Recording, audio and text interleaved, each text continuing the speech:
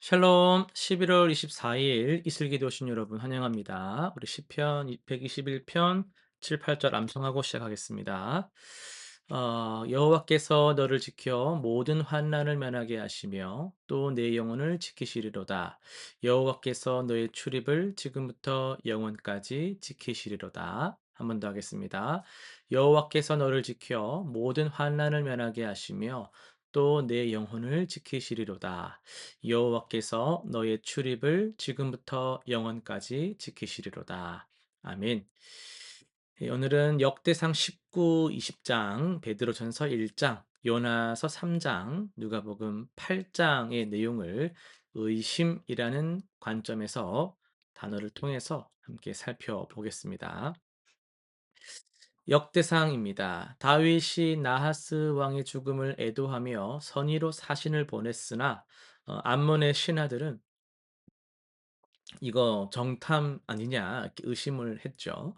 그들의 불필요한 의심은 사신들을 모욕하는 결과를 낳았고 결국 전쟁으로 이어져서 암몬 족속에게 큰 화를 가져왔습니다. 의심은 종종 선한 의도를 악하게 해석하며 관계를 파괴하고 스스로를 파멸로 이끕니다.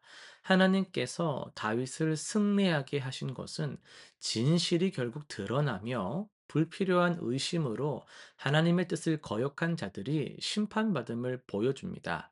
우리도 선의를 의심하기보다 진실을 분별하는 지혜와 믿음이 필요합니다. 베드로전서입니다. 베드로는 성도들에게 그리스도의 보배로운 피로 구속받은 확실한 구원을 상기시킵니다. 우리가 받은 구원은 썩어질 금이나 은 같은 것이 아닌 흠없고 점없는 어린 양 같은 그리스도의 피로 이루어진 것이죠. 이 구원의 확실성은 의심할 여지가 없으며 창세 전부터 예정되신 하나님의 계획입니다. 시련 가운데서도 우리의 믿음이 정금보다 귀하게 단련되는 것은 구원의 확실성 위에 서 있기 때문이에요. 보이지 않아도 사랑하고 보지 못해도 믿는 그런 믿음이 우리를 기쁨과 영광으로 인도합니다. 구원의 확신은 의심을 물리치는 가장 강력한 힘입니다. 요나 3장입니다. 요나가 40일이 지나면 니느웨가 무너지리라 이렇게 외쳤을 때 니느웨 백성들은 하나님 말씀을 의심하지 않고 즉시 믿었습니다. 왕부터 백성까지 금식하며 악한 길에서 돌이켰고 하나님께서 재앙을 거두셨죠. 그들은 이방인이었지만 하나님의 경고를 진지하게 받아들였습니다. 이는 하나님의 말씀이 가진 권위와 능력을 보여주며 동시에 진정한 회개가 무엇인지를 가르쳐 줍니다. 의심 없는 믿음과 즉각적인 순종이 심판을 긍휼로 바꾸었어요. 하나님은 회개하는 자를 결코 외면하지 않으시며 그분의 말씀을 의심 없이 받는 자에게 구원의 길을 여십니다. 오늘은 누가복음 8장 40절에서 56절 말씀을 통하여서 두려워하지 말고 믿기만 하라는 제목으로 말씀을 전하겠습니다. 여러분 절망의 순간이 올 때 우리는 무엇을 선택합니까? 오늘 말씀에서 회당장 야이로는 딸의 마지막 숨결 앞에서 예수님께 달려왔습니다. 그런데 가는 길에 12해 혈루병 여인을 만나서 시간이 지체되었고 결국에는 당신의 딸이 죽었다는 소식을 듣게 됩니다. 그 순간 야이로의 마음을 여러분 한번 헤아려 보실 수 있을까요? 마지막 희망마저 아, 사라졌다라는 그런 느낌이 들었을 겁니다. 그러나 예수님은 그 절망의 순간에 뭐라고 말씀하십니까? 두려워하지 말고 믿기만 하라라고 하셨습니다. 이것은요, 우리가 힘내 그렇게 단순히 위로하는 정도가 아닙니다. 생명의 주관자이신 그분께서 죽음조차 문제가 되지 않음을 선포하신 거예요. 우리는 종종 상황이 악화되면 믿음도 함께 무너질 때가 있죠. 기도했는데 더 나빠졌다는 소식을 듣습니다. 믿었는데 정말 바랬는데 결국 최악의 결과가 왔다고 생각하며 막 믿음이 흔들리고 의심하기 시작할 때가 있어요. 집에 도착했을 때 사람들은 이미 막 엉엉 울고 있었습니다. 그들은 예수님을 보고 또 비웃었어요. "죽었는데 뭐 하려고? 죽은 아이 살린다고 말도 안 되지." 이러면서 이들의 의심은 단순히 이 불신앙의 문제가 아니라 하나님의 능력을 자신들의 경험, 자신들의 이성의 한계 안에 딱 가둬서 '그럴 리가 없어.'라고 딱 의심했다라는 거죠. 우리도 마찬가지입니다. "이건 불가능해."라는 말을 어떻게 할 수 있어요?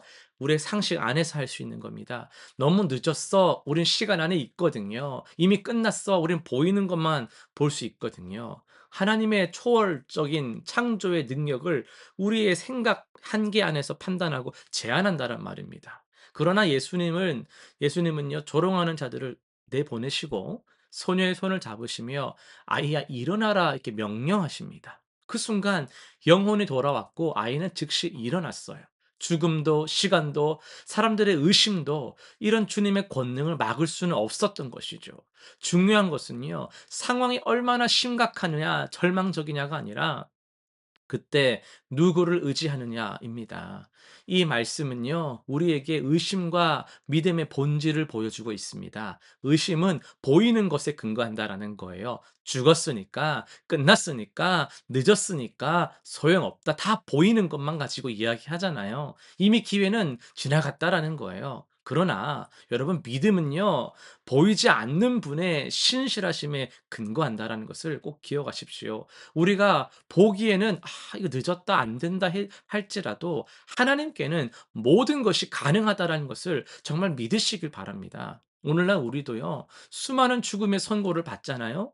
관계가 죽습니다. 건강에 그런 아픔을 겪습니다. 꿈이 사라집니다. 미래가 염려되고 죽습니다. "이제 끝났어. 네가 뭐가 할 수 있겠어. 이게 되겠어?" 그런 소리가 사방에서 들릴 뿐만 아니라 내 안에서도 계속 들려온다라는 거예요. 그때 우리는 무엇을 선택해야 하겠습니까?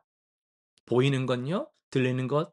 주변의 조롱과 의심을 따르시겠습니까? 아니면 오늘 말씀처럼 야이로의 그런 믿음처럼 믿기만 하라는 주님의 음성을 붙드시겠습니까? 야이로에게 필요했던 것은요, 딸이 살아있을 때의 믿음이 아니라 딸이 죽었다라는 소식을 들었을 때의 믿음이었습니다. 가장 어두운 순간, 가장 절망적인 상황에서 발휘되는 믿음이야말로 정말 참된 믿음인 줄로 믿습니다. 예수님은 바로 그 순간을 위해서 두려워하지 말고 믿기만 하라고 말씀을 하셨던 거예요.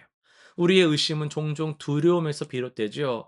혹시 안 되면 어쩌지? 제가 늘 말하는 그 염려의 네 글자 뭐예요? 어떡하지? 어떡하지 네 글자가 우리를 다 사로잡습니다. 기대했다가 실망하면 어떡하지? 믿었다가 배신당하면 어떡하지? 그러나 예수님은요, 두려움과 믿음은 함께 갈 수 없다라고 말씀하십니다. 두려워하지 말고 믿기만 하라는 거예요. 두려움을 물리치고 두려움을 내려놓을 때 비로소 믿음이 자랄 수 있는 겁니다. 이 본문은요, 또한 하나님께서 일하시는 방식을 보여주는데요. 야이로가 처음 왔을 때 즉시 가지 아니하셨고요. 혈루병 여인을 먼저 치유하시는 모습이 나왔습니다. 인간적으로는요, 이해할 수 없는 지체죠. 답답한 거예요. 그런데 그 과정을 통해서 하나님은 더 큰 영광을 드러내셨습니다. 병든 자를 고치시는 분이 아니라 죽은 자를 살리시는 분임을 보여주신 거예요. 여러분, 우리 인생에도 이해할 수 없는 지체들이 있습니다. 왜 하나님은 더 빨리 응답하지 않으시는가? 왜 이렇게 시간이 걸리는가? 그러나 하나님의 시간표는요, 우리와 좀 달라요. 그분은 우리가 생각하는 것보다 더 크고 완전한 방식으로 일하십니다. 야이로가 치유가 아니라 부활을 경험한 것처럼 우리도 기다림을 통해 더 큰 하나님을 만나게 됩니다. 믿기만 하라는 말씀은 맹목적인 긍정이 아닙니다. 이것은 하나님의 성품과 능력에 대한 확신이에요. 그분은 신실하시며 그분의 약속은 변함이 없고 그분의 능력은 무한합니다. 우리가 보기에 죽었어도 하나님께는 잠든 것이죠. 우리가 보기에 끝났어도 하나님께는 새로운 시작인 겁니다.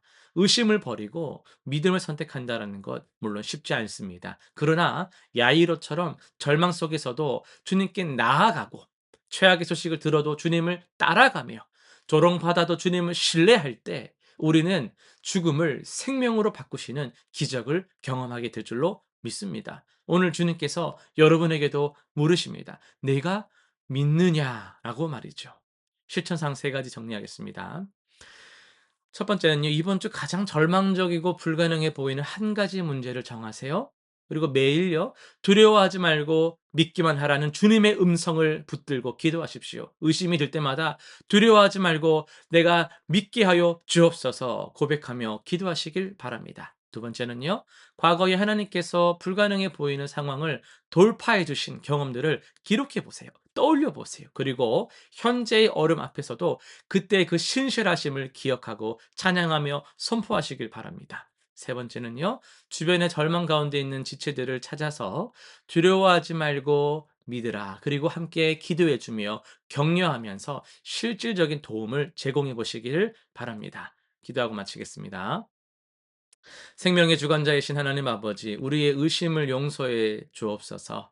상황만 보고 두려워하며 절망에 빠져 '어떡하지?'라는 늪에 빠져버렸던 시간들을 용서하여 주시고, 우리가 하나님을 제한하지 아니하고 하나님의 그 전능하심, 창조의 아버지이심을 믿고 더욱더 주님 앞에 믿음으로 나아가는 우리가 되게 하여 주시옵소서. 두려움과 믿음은 함께 갈 수 없다 했습니다. 우리 안에 있는 모든 두려움들을 주님께서 제하여 주시고 오직 주님을 사랑하는 그 마음으로 믿으며 담대하게 나아가는 우리 모든 성도들이 되게 하여 주옵소서. 감사드리며 예수님의 이름으로 기도드립니다. 아멘.